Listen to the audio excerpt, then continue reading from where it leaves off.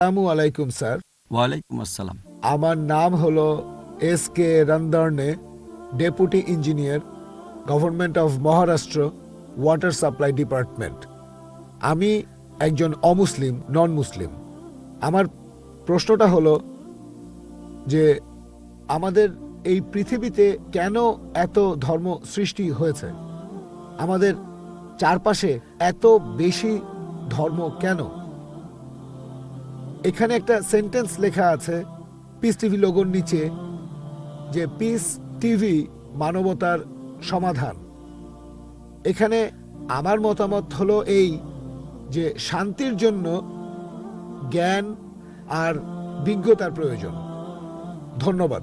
ভাই একটা প্রশ্ন করলেন যে পৃথিবীতে এত ধর্ম কেন, এটা প্রথম প্রশ্ন। আর তারপর একটা মন্তব্য করলেন যে শান্তি মানবতার সমাধান, এটা পিস টিভির স্লোগান। শান্তির জন্য প্রয়োজন জ্ঞান আর বিজ্ঞতা। আমি আপনার সঙ্গে একমত। আপনার প্রশ্নের প্রথম অংশটা নিয়ে যদি বলি যে পৃথিবীতে কেন এত বেশি ধর্ম, আমাদের বুঝতে হবে যে সর্বশক্তিমান ঈশ্বর, আমাদের স্রষ্টা আল্লাহ সুবহানাহু ওয়া তাআলা পাঠিয়েছেন মাত্র একটা ধর্ম।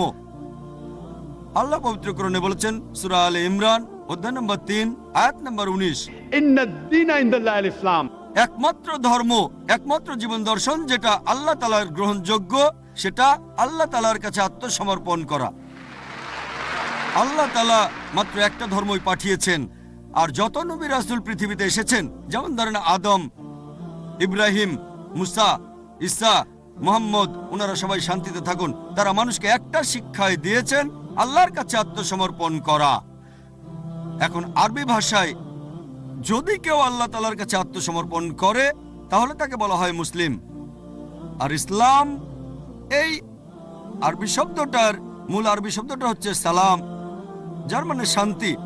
এর আরেকটা মূল আরবি শব্দ হচ্ছে সিলম, যার মানে আল্লাহ তাআলার কাছে নিজের ইচ্ছাকে সমর্পণ করা। তাহলে এক কথা ইসলাম মানে আল্লাহ তাআলার কাছে আত্মসমর্পণের মাধ্যমে শান্তি অর্জন করা। তাহলে আমাদের স্রষ্টা আল্লাহ তাআলা পাঠিয়েছেন মাত্র একটাই ধর্ম। তবে সময় বদলানোর সাথে সাথে ধর্মগ্রন্থগুলোও বদলে গেছে, বিকৃত হয়ে গেছে, নতুন জিনিস ঢুকেছে। আর এই ধর্মগ্রন্থ বদলানোর ব্যাপারে আল্লাহ পবিত্র কোরআনে বলেছেন সূরা বাকারা অধ্যায় নম্বর 2 আয়াত নম্বর 79, ফাওয়াইলুল লিল্লাযিনা ইয়াকতুবুনাল কিতাবা বিআইদিহিম সুম্মা ইয়াকুলুনা হাযা মিন ইনদিল্লাহ লিয়াশতারু বিহি সামানান কালিলা ফাওয়াইলুল লাহুম মিম্মা কাতাবাত আইদিহিম ফাওয়াইলুল লাহুম মিম্মা ইয়াকসিবুন।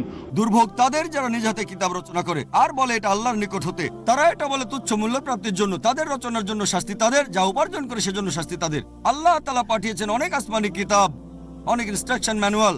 সময় বদলানোর সাথে সাথে এই ইনস্ট্রাকশন ম্যানুয়াল, আল্লাহর এই আসমানি কিতাব বদলে গেছে। যখন কোনো কিতাব বিকৃত হয়ে গেছে, আল্লাহ নতুন রাসূল পাঠিয়েছেন আর নতুন কিতাব। এইভাবে অনেক দিন চলেছে। তারপর আল্লাহ পাঠালেন সর্বশেষ ও চূড়ান্ত নবী মুহাম্মদ সাল্লাল্লাহু আলাইহি সাল্লামকে, আর সর্বশেষ ও চূড়ান্ত আসমানি কিতাব কোরআন নাজিল করলেন। এর আগে যেসব নবী রাসূল এসেছিলেন, আমাদের প্রিয় নবী মুহাম্মদ সাল্লাল্লাহু আলাইহি সাল্লাম বলেছেন যে আল্লাহ তাআলা এই পৃথিবীতে 1,24,000 নবী রাসূল পাঠিয়েছেন। পবিত্র কোরআনে মাত্র 25 জনের নাম বলা হয়েছে, অন্যদের নাম আমরা জানি না। হতে পারে একজন প্রশ্ন করেছিল, আপনি কি মনে করেন, একজন হিন্দু আমাকে এই প্রশ্নটা করেছিল, আপনি কি রামকে আল্লাহর রাসূল বলে মানেন, অথবা শ্রীকৃষ্ণকে কি আল্লাহর রাসূল বলে আপনি মানেন? আমি বলবো, যেহেতু নামটা কোরআন হাদিসে উল্লেখ করা নেই, আমি জানি না।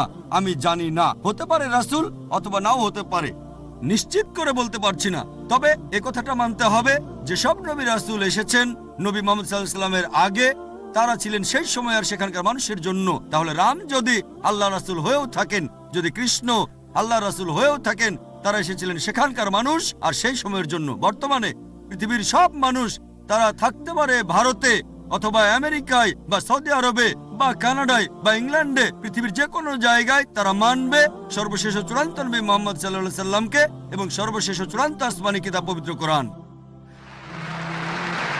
আল্লাহ আমাদের কথা দিয়েছেন সূরা হিজর অধ্যায় নম্বর 15 আয়াত নম্বর 9 যে আমি কোরআন অবতীর্ণ করেছি, সেটা আমি সংরক্ষণ করব। তাহলে আল্লাহ তাআলা পাঠিয়েছেন মাত্র একটা ধর্ম, সেটা হচ্ছে আল্লাহ তাআলার কাছে আত্মসমর্পণ করা।